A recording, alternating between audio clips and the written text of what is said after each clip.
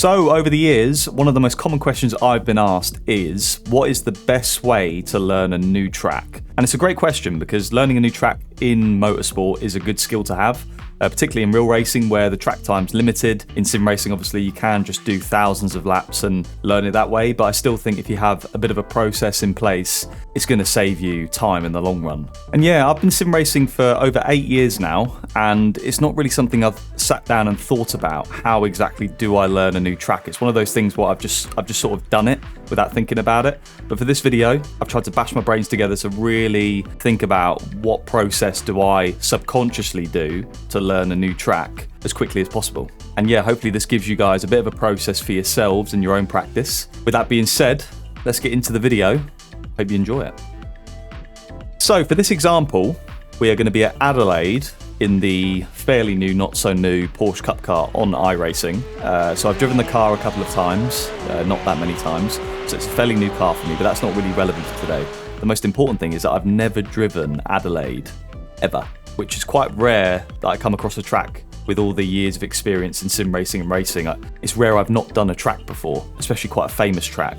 My only sort of memories of Adelaide would be watching it on the TV, watching highlights, obviously from way back in the day, Schumacher versus Hill in 1994 where they crashed, but that doesn't really teach you a lot about the track. So yeah, when this got released a few weeks back, I thought, perfect, I've not done that track, it's a really famous one, let's do this video. I guess the first bit of advice is making sure that you don't drive at the limit or over the limit from the off. When I'm learning a new track, I try to drive under the limit and build myself up to the limit, because if you're crashing every other corner, yes, you can reset in the sim, but A, it's very time consuming, crashing and resetting, and B, you're not really learning anything. If you drive at 90% and just build it up and up and up, you'll learn way more in a shorter amount of time. And yeah, before we even turn a wheel here, there's a few things I would do before learning a new track to make sure I've got everything possible to help me throughout this process. So the first thing is finding a reference lap online so I have something to aim for. Sometimes that can be harder than other times depending on the track and car combo. So for today, we have a very handy tool, which is Coach Dave Delta, which is the telemetry app I use when I'm doing all my sim racing. And fortunately, there is a reference lap on here, which you can see is a 117.405 by YK, which is, I'm sure many of you guys know him, Yuri Kasdorp, who is, as you can see, a Coach Dave Pro driver. So that is a nice reference in this car at this track. I've made sure to match the conditions of the server as best I can, so they're pretty close to Yuri's conditions. So 21 air temperature, minimal wind speed, no humidity, and track temperature 24 degrees with a clean track. So it might not be 100% perfect because I don't know exactly the conditions he was using, but it's very close from all the parameters I can see within Coach Dave Delta. Yeah, as well as that, I want to make sure, if I can, that I'm on the same setup or a good setup to try and match that reference lap. So fortunately with Coach Dave Delta, that reference lap, the setup for that lap will be loaded automatically by the software into iRacing, and I know from looking at the fuel figures and stuff, it's this setup here. So now I know I'm on the same setup. So again, one less variable in the way. If I can minimize the variables between me and the reference lap, if the lap times are slower from me, I know that it's purely down to driving, which is exactly how I want it to be. If there's other variables at play, I don't really know where I'm at from a skill point of view.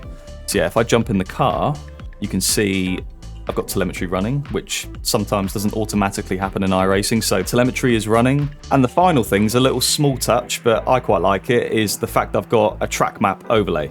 So when I'm driving, it will tell me where I am on the track. And for me, just having a bird's eye view of the track builds a bit of a picture in my head as to, right, I'm in sector 1 right now, I'm in sector 2, sector 3, I'm at this corner, I'm on the straight and this corner's about to come up. So it just helps me learn the track a little bit faster. So yeah, what else? It really is about having as many resources as possible, so you have as much info as possible to learn the track. What I've also got is video footage of that reference lap. So sometimes you will have that, sometimes you won't, depending on where you found your reference lap, but this is obviously very useful from one of Yuri's streams. I can see his inputs, I can see exactly where he's placed in the car. So that might come in handy later on if I'm struggling to get to the lap time. And I think for today, at 17.4, usually when I'm learning a brand new track and trying to just get roughly up to speed, if I can get within half a second of that, I'll be pretty happy. And obviously it's about knowing your skill limit. You know, if you're usually about 2 seconds a lap off aliens, then if you get within 2.5 seconds within an hour, you know you're probably doing a pretty good job. So the plan is we're going to do obviously our out lap, our sighter laps, just to see where we're going. Obviously I can be a bit more committed in the sim than I would be in real life, because if I hit the wall here, the consequence is very low. So it's got a right-hander coming up here. And the plan is I'm going to do my out lap, I'm going to do one push lap, and then I'm going to do the second push lap. But before the second push lap, I'm going to set my active reset point, which is a really cool feature of iRacing. And that's my active reset point for the entire session. So it's going to save at the end of my first push lap, just before going into my second one. And if I keep hitting the wall or spinning or making mistakes, I can just reset and go again and go again and go again. So yeah, I'd be lying if I said I hadn't watched Yuri's lap already. So I have a little bit of memory of where this track goes. But yeah, as far as I'm concerned, this is a brand new track for me. I have no idea the flow of it, how tight any of these corners are. So these first few laps will be a bit ropey. So coming to the end of the out lap, I might set my active reset point here just in case I spin on the first push lap. That little dink, for those of you that aren't familiar with the active reset point, means I can just reset to that point whenever I want. Let's try and set up the last corner as well as we can, and we'll set the active reset point on the exit. There we go. So let's go for our first push lap.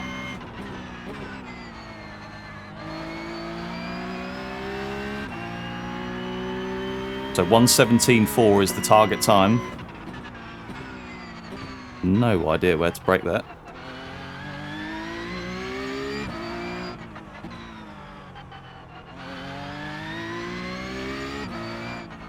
So I have absolutely no muscle memory built up right now, so I'm driving on pure instinct. Right-hand corner. What would I do usually in a right-hand corner? That's what's going through my brain right now.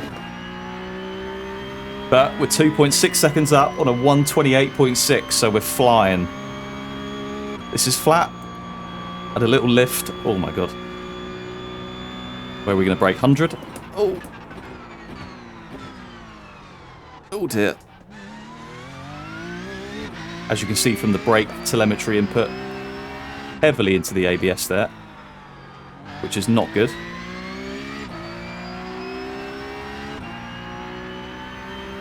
This is flat. Early on the brakes though, for the last corner. Not early enough. So first lap then, first representative push lap. What's it going to be? 1:21.8. So what is that? That's 4.4 seconds off Yuri's lap. So yeah, at the minute I've got a banker lap on the board. I've got my delta, which is arguably the most important tool you'll use, because it tells you exactly where you're losing out and where you're gaining. So that's, for me, that's always been the #1 priority, is having a delta. You may think going through a corner a certain way is quick, but the delta is the truth.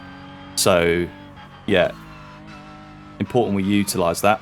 So obviously that 1:21.8 was my first lap, so I'm just going to sit here for 5 minutes and get that lap time down to until a point where I'm like, right, that felt pretty okay, and then I'll look to my other resources to try and identify where the lap time is. So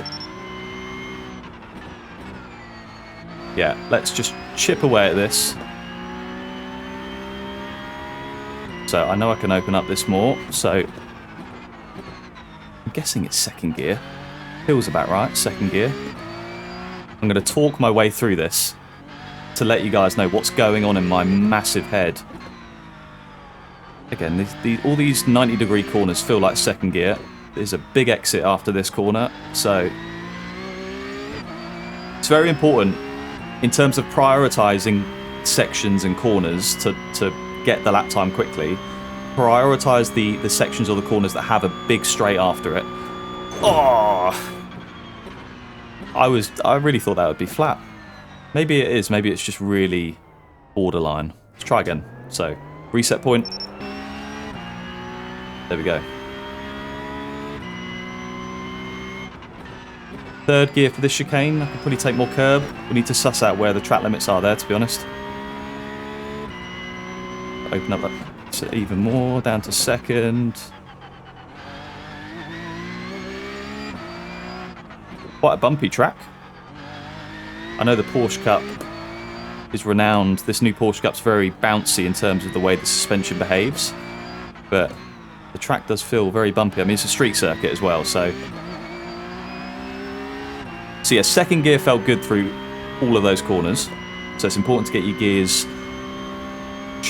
chosen pretty early on, and this should be flat. There we go. 100-meter board, I think that was too late last time, and yeah, it's too late again, so we need to brake probably at the 150 there.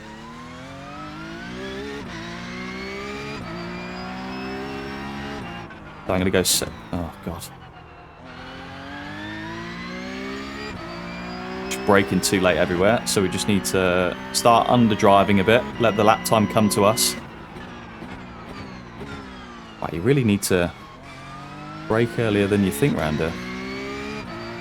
So, there we go, there's another second off. So, 120.6, let's go again. The second half of that lap was pretty horrible. Let's just suss out where the track limits are at the first chicane. Okay, so I think it is the yellow line. If my left wheels go beyond the line, I think it's a track cut. Oh!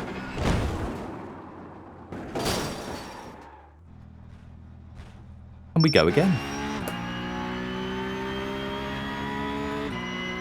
Brake at the 100-meter board, down to third, trailer in, keep the left wheels in track limits. Over to the left, brake at the 100, down 3 gears. Second gear works a treat. Oof, big bump.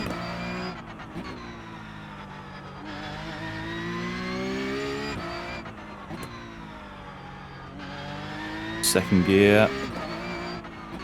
Big exit here, so important to get a good exit, and that was not a good exit. Bit of oversteer, heavily into the TC. But we know that this next right-hander's flat. Lovely, we're going to brake at the 150. Second gear. Oh, that was horrible. Brake early, second gear. This bit's flat, next bit's flat. We're going to brake super early for the last corner. Again, second gear. It's better. Oh. Again, not a good lap. But there's another second gone. So 19.7. So only 2.3 seconds away now. And that's just from hooking up a tidy lap. I think there's a little bit more to find before we start looking at any of the resources we've got. We know we've got a lot of time here. There we go. So big exit here. So if we do have a good exit from the previous corner, we're going to carry that advantage all the way down here. I think we've turned in too late here. Oh, just about got away with that. Brake at the 150. We turned in too early last time, so let's turn in later. There we go. This bit's flat. Brake super early. Second gear. We can get on gas way earlier there. Not utilising all the track. Brake super early for the last corner. Try and get a neater exit as well. No oversteer. Try and straighten up the exit. Okay. So 19.2, so we're within 2 seconds now of Yuri's lap. So let's have a look in our telemetry tool, which is Delta. So this is my lap, and it's all well and good looking at it in isolation. It's hard to learn too much without a reference. You can check your basic inputs and stuff, but the magic that we really want to look at is what's Yuri doing, which Delta allows us to do pretty easily. So we can see he is the yellow lines, I am the coloured lines. So at the top we've got the delta, the lap time delta, speed underneath that, then we've got throttle input, brake input, steering input, the gears we're using, the RPM, and then the fuel level. So the fuel level slightly different, but pretty similar. So there's not much there. So these are the basic driving inputs we're looking at, right? I always look at 5 fundamental inputs: throttle, brake, steering, gears, and then the line you're on. So we can see that in the driving tab. You've got a bird's eye view of the circuit, and we can see the dynamic racing line from me. So exactly where I'm braking, where I'm coasting, where I'm getting on gas. But if I turn that off, we can just see the actual line we're both on. So I'm the blue line, and then Yuri is the yellow dash dotted line. So we can see the differences there. This is definitely going to be very, very useful to identify, out of those 5 fundamental inputs, where is Yuri better than me? Without these tools, there's a lot of experimentation yourself. You have to really think outside the box, keep doing laps, and eventually you'll figure it out if you have the ability to figure it out. Having all these resources just shortens that process and saves you a lot of time. But yeah, looking at the data, the first thing we want to really establish is where are we losing the lap time. So let's just break this up into sections. So first chicane, I'm losing 3.5 tenths. The next right-hander, another 3 tenths. The next left-hander, just over 1/10, so it's not too bad. The next right-hander, 0.5 tenth, not too bad. The next right-hander, which leads on to the big straight, 2 tenths loss.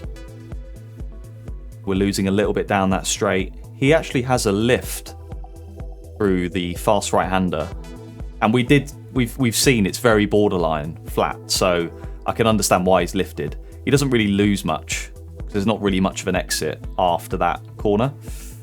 So he loses maybe a couple of hundredths. Into the next tight right-hander, the hairpin. That's a 3/10 loss for me. Through the next left. 4/10 loss. And then the last corner, very similar. So firstly, when you're assessing where you're losing time, try and break it down into each corner and take right up until the entry, so just before you start braking, and then measure all the way until the next entry for the next corner, because that is the length of that corner. It's not just the corner itself, it's the entry, the apex, and the entire exit. That's going to determine how quick you're going through whatever corner you're looking at. And yeah, what I was trying to talk about on track, but I'm really bad at talking and driving, so a video like this is quite challenging for me. What I was trying to talk about was, I think there's 2 areas that you need to prioritize on a new track. Firstly is the corners with big straights after them are the ones you should really focus on getting right first. So for example, this right-hander here, it's got the big back straight. If you are good and have a good exit from a corner with a big exit, there's so much lap time available down this straight. So if I don't have a good exit here, for example, it's not a very long straight, so I'm not going to be punished as badly. So another good example would be the last hairpin, quite a big straight after it. Very important to get a good exit from that corner. So if there's a big exit after it, those are the corners you need to prioritize getting right. Corners like this left-hander, you can lose a lot of time in them, don't get me wrong, but they are, in a way, they're sort of throwaway corners because there's not really much of an exit after it. You're straight into another corner. So if you obviously you want to be quick everywhere, but if you want to delegate your time very, very efficiently, that's where I would spend the time first.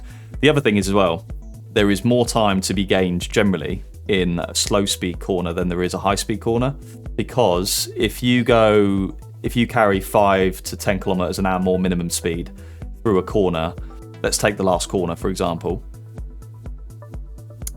So you can see we're doing about 60 kilometers an hour. If you're 5 to 10 kilometers an hour quicker through that corner versus the first chicane, where you're going almost 150 kilometers an hour, it's a bigger proportion of difference. So you're going to gain more time from that.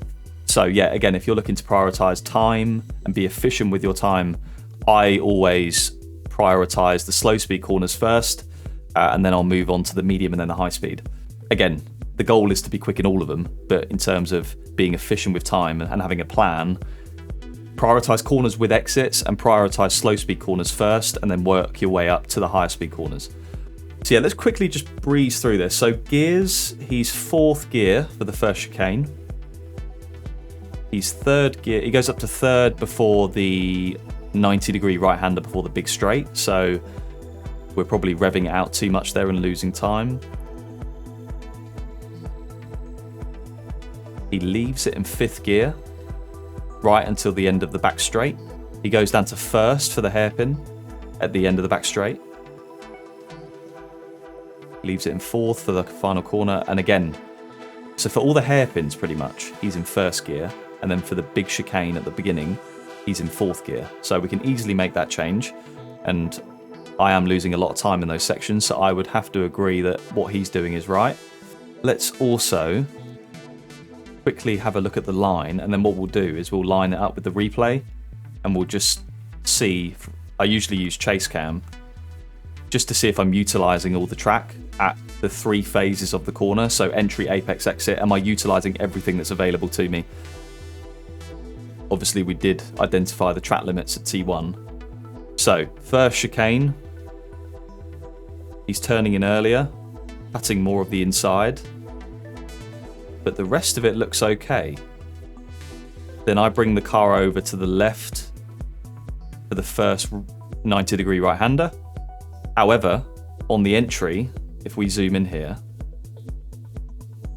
you can see that Yuri, the yellow line, really opens up the first 90-degree right-hander. So that's going to be worth quite a lot of time in a slow speed corner. So I think for this corner, I could turn in earlier and get closer to that barrier. This bit's fine. I've established the end of the track limits here, which is the yellow line. So if my left wheels go beyond the yellow line, it's a track cut. But then here, so I'm braking at the 100. So he's even... So I didn't think you'd want to be over that curb, but looking at this, looks like you definitely want to be over that curb. So fortunately, I've got the video. So let's have a look. Yeah, super close to that barrier on the left.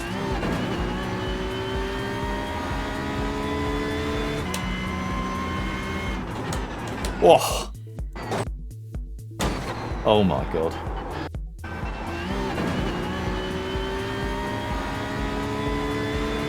So straight away over to the left, braking just after the 100, and literally his right wheels are on the yellow line.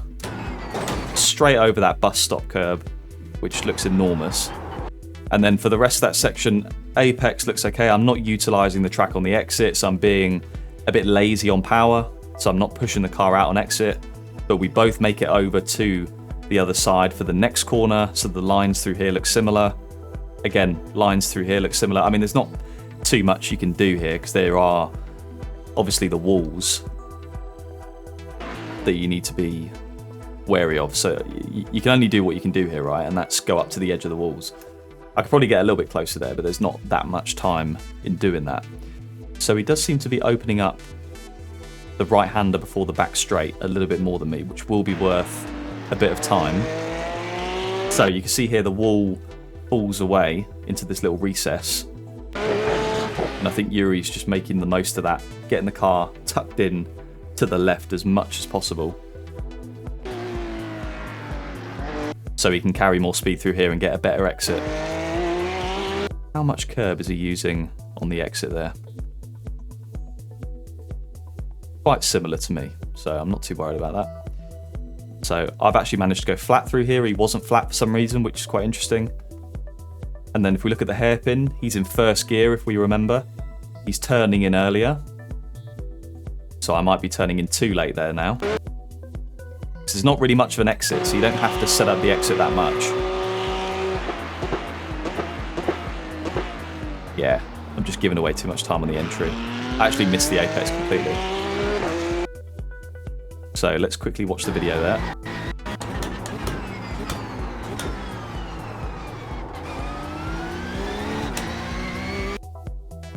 And on the exit there, he's not getting the car back over for the left-hander. He's just letting it run out. This left's going to be flat anyway, so there's no need to open it up. So again, unnecessary extra meters I'm doing there compared to Yuri. This left-hander looks quite similar. Then the lines through the last section look very similar. Last corner, again, I've missed the apex. He's dived for the apex a bit earlier, but I think I've just missed it completely. Let's quickly watch that in the replay. So yeah, straight. Yeah, he's shortening the distance on that little mini straight there. And then for the last corner, he's gonna dive for the apex quite early. But yeah, it's not that early. I think he just makes the apex. I think I must have missed it completely. Let's have a look. Yeah. There's an apex there somewhere. Right, so before I go back out on track, I have a little summary in my head, or you can have a notepad or whatever. Sometimes I've used a notepad. I'll try and break it down to 3 things I need to improve on. If I have any more than that, it just is too much, and then you end up overstimulating your brain and you won't improve. So if we summarize the 2 laps, me and Yuri, I would say gears, 4th gear turn 1, 1st gear for the hairpins, non-negotiable, done.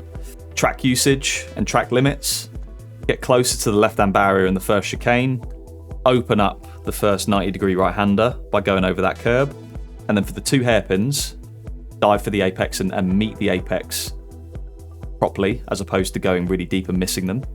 And then the mini straight here, shorten the distance. There's no need to do those extra meters. And yeah, I think for now, that's enough for me to get on with and improve before we get any deeper into the detail. Okay, so what I can do as well is comparing my session best lap, which is very important, by the way, because in iRacing you can basically change the delta to session optimal sector versus your last lap, all-time best lap, all-time optimal lap. I always have it on session best lap just because you know the conditions are going to be the same, you know that your driving is fairly recent. It's the most representative lap that you can compare it to. So yeah, I always have it on session best lap. And you can actually enable the ghost car as well, which or the reference car, which is very useful just to see if you're improving or not visually. Again, sometimes with setup shops like Coach Dave, they'll provide the Ghost Lap files with their setup and pack, so you can load their Ghost Laps or their reference laps. And again, that's really good to see, you know, although they're pulling away, it's good to see where visually they are placing the car on the track and how they're approaching certain sections compared to you. But yeah, we've got our active reset points, so let's get into this. I will have my reference lap on, my reference car. So 4th gear. Oh. Yeah. We can carry more speed with 4th gear, but it's a bit trickier to get right. I'll get close to the barrier. There we go. Oh my god. What? I mean, we gained so much time there, but the bouncing in this car is very weird.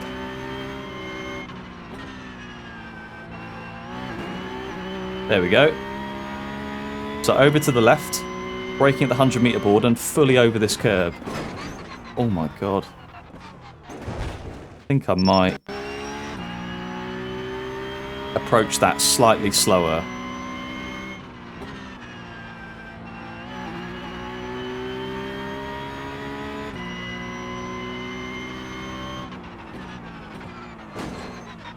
There we go.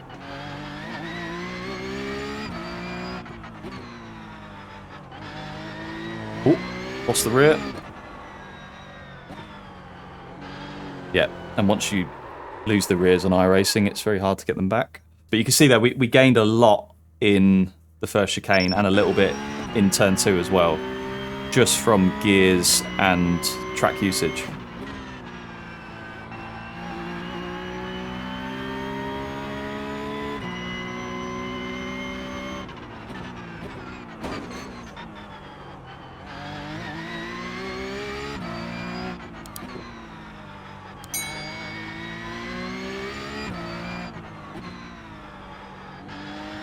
Try and tuck the car into the left here.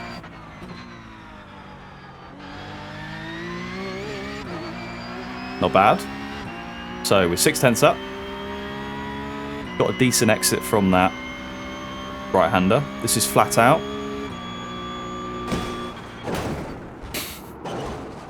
Not if you turn in too early, it's not. Not as good as our last sector one, but not bad. 4 and a bit tenths up. Brake at the 150 down to first gear.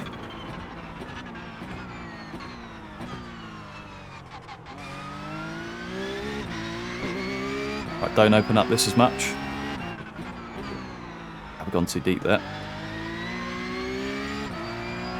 Last corner, first gear, make sure we meet the apex.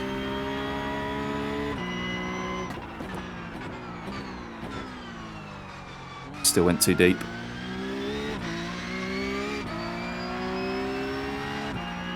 But it's an improvement. So an 18.4, so we're just over a second off now. But I think it was quite a scrappy lap, especially the second half of it. So let's continue before we look at any more data or video or anything. So we're a 10th up.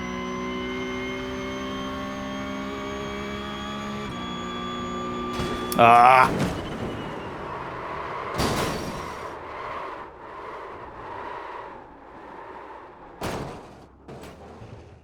Now it's time for a drink, because, yeah, if you don't drink, you are just gonna burn out. Yeah, as you can see, so if we just sit here and have a little break and chat about something, you know, throughout the entire process, you've probably heard me pointing out tangible reference points. So, 100-meter board, for example, is a good is a good braking reference. I'm going to see that every lap. It's going to be there every lap, so I can bank on that being a good reference point for my braking. My turning point is the 50-meter board. So subconsciously, I wasn't really thinking about it, but I'm using the 50-meter board as my turning point. Here, my braking point is the 100-meter board on the left. My turning point is just after I hit that curb. So although this is a new track and I'm very much still getting to grips with it, I'm trying to identify and pick out memorable, tangible things that are going to allow me to brake, turn in, get on the gas at the same point every lap. And that's how you build a bit of a mental picture in your head as to what a track actually is. Like, how do you go about driving around this track? If I didn't have all these reference points, I'd be using different ones, you know. Instead of the 100-meter board there or the 150-meter board for braking, I might be using the motorway sign up here. It doesn't really matter what it is, as long as in your brain it's there every lap. So, you know, it's a common thing. Don't use shadows because they move with the sun, obviously, and sometimes if you're racing there at night, there won't be shadows. Use fixed, tangible reference points. Very important. Again, something I don't really think about, it just happens, but for someone who's just starting out sim racing or racing, that's very, very good advice. And yeah, it's very important as well. I mean, you saw us sort of do it in the first chicane, is really sussing out the track limits early on. Obviously around a street track, it's not as important because the walls govern the track limits, but the first chicane, immediately, the first thing I wanted to do was go, right, where is the track limit here? Can I go all the way out here? I don't know. So we sussed that out early, and now we know what we're playing with. Here, I still don't know. Maybe I could go wider than this. Yuri didn't, but maybe you can do that. Here, obviously, it's the walls. You can't go beyond the walls. Here, you probably don't want to go over that big sausage curb in the traction zone. Again, here, there's not really too much you can experiment with in the way of track limits. And it's the same in the last corner as well. But on some tracks, like Paul Ricard or something like that, or Spa, sometimes you can exploit the track limits. So it's important you suss those out very early on so you know the field of play you're playing within. Yeah, let's try and get this down into a 17. Ugh. Too much steering lock. You can see every time I lose the rear, it's because I've rotated the wheel too much in the middle of the corner. Oh god. Just about made that. See if we can gain on our ghost car.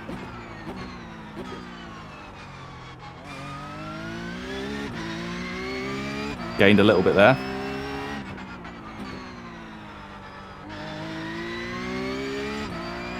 We're almost level with it. Can we gain in the last corner?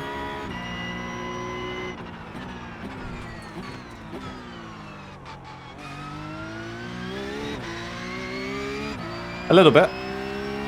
We can probably shorten the distance to the line as well. So an 18.1. Let's just try and calm down our inputs, particularly steering. It's because I've been playing a lot of Le Mans Ultimate recently, and you do generally turn the wheel more in Le Mans Ultimate than you do iRacing.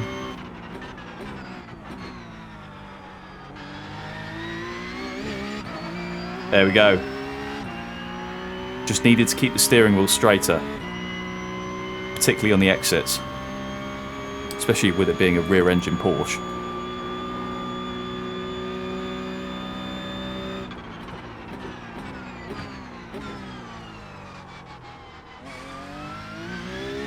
Too deep.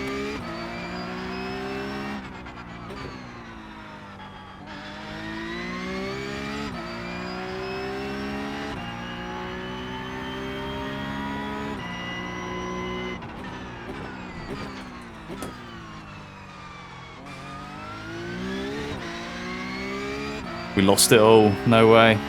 So we were 3/10 up, so we definitely know we can go into a 17 here. We just need to hook a lap up. Oof, hit the wall. Oh my god. And again. There we go. Oof. Right, let's just have a look at the data now. I'm getting a bit frustrated. I keep on just resetting, crashing, overdriving, so I think I need a little bit of a break. That is our 18.1, and let's have a look at Yuri's 17.4. So, where are we losing the time? So we have a really good first chicane, so we're gaining just over half a tenth. Almost a tenth by the time we get to the braking zone for turn 3 or 4, whatever it is. Into that first right-hander, we're losing almost 2/10. So let's quickly zoom in there and figure out why. That's quite a lot of lap time. He's braking later, deeper, and he's gaining that time on me on the entry. You can see, looking at the speed graph, he's the yellow on the blue. He gains on me on the entry. At the apex, we're the same. On the exit, we're the same. But he's gained so much on the entry, it doesn't matter. You know, if we look at the gear chart, the gears look very similar now. For the most part, we're shifting at the same point, which is a good sign. Yeah, losing a lot in the first right-hander. The next left, exactly the same. The next right, we're losing a tenth. But if you remember on this lap, we overheated the rear tyres, so that wasn't ideal. Into the next right, we lose a lot of time. Again, I think for these two corners, the tyres were cooked.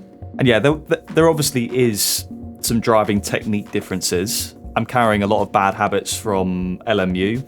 That doesn't work on iRacing, and obviously Yuri's mainly on iRacing these days, so his driving inputs will be better for iRacing and this car. But we're not really focusing on that for today. It's more about track-specific things to help us learn the track, not so much the car. Maybe that's another video we could do, is how is the best way to learn a new car. Let me know down in the comments below, actually, if you fancy a video on that, because it's similar to this, but it is a bit different. Learning a new car versus learning a new track.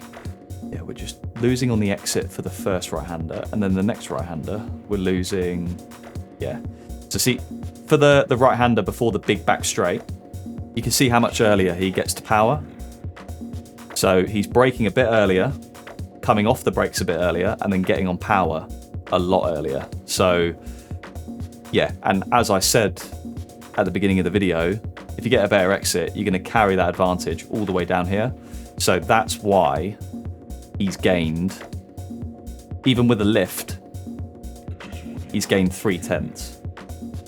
So, and we're only 7/10 off his lap now, so that's quite a big chunk of the lap time. Into the first hairpin, or into the hairpin at the end of the back straight, we're losing just over 1/10 still. In the next left, massive loss. So we're losing 3/10 almost, and then the last corner is good. We're actually gaining about 1/10. Yeah, it really is. Brake later into the first right-hander. Don't overheat the tyres and focus on the exits for the last two right-handers of Sector 1. Why are we losing 3/10 in this left-hander? That's interesting. So, I'm braking super early. Yeah, okay. I'm just giving up so much lap time on the entry here and not gaining it back on the exit. So, with that in mind, I'm going to go over to his video, quickly just see what his reference is for the braking. So I don't really have one there yet. Is it the 50-meter board coming up there? Is it that? So gets level with the 50-meter board, bang on the brakes. I'm going to say that's a good reference point. So that now we have a reference point. Hopefully that helps in that left-hander. So let's try and get within our half a second target.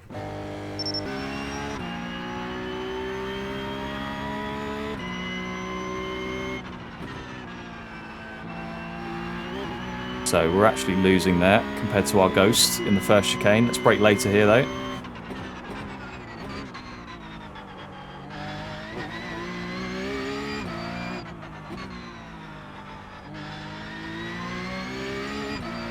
See, that's where we overheated the rears on our previous lap.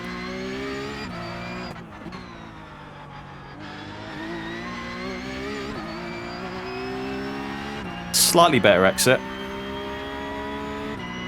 Still had a little bit of a wiggle on the exit, but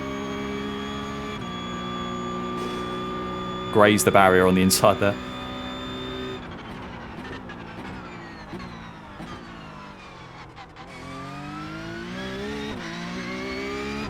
$50-meter board.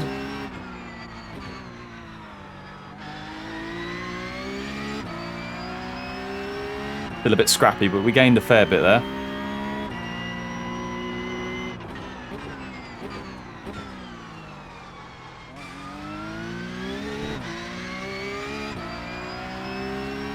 Okay, into the 17s then. 17.9. Good. That was with a really bad first chicane as well. So let's keep at this. I think I'm starting to get it now.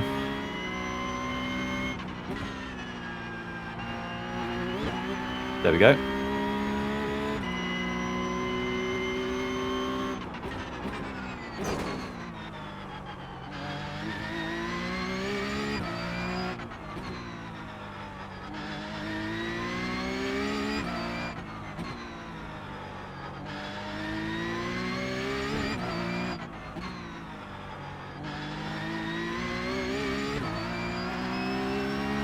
Good sector 1.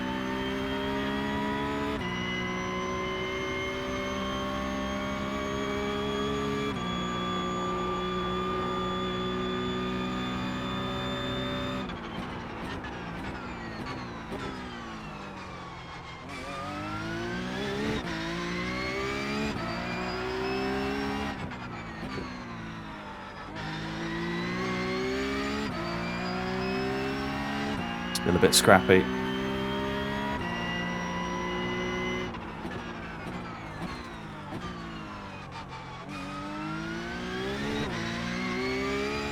Not the best last corner. But there we go, 17.7. So we're within our half-second target now. Before you set off, have all the resources you can possible to look at. Data, video. Make sure you find a reference lap. Make sure all the variables are as similar as possible. Reference laps, active reset point. to save you as much. All this stuff saves you time, which means you get to your target quicker, and it gives you more time to actually race and have fun, as opposed to just practicing and lapping, which is, or it can be, quite boring. But yeah, we could be here all day talking. That is my process of learning a new racetrack. Is that beeping in my ear? Sorry, mate. Maybe the first outro was alright. Maybe we don't even want an outro, thinking about it. Maybe just cut it.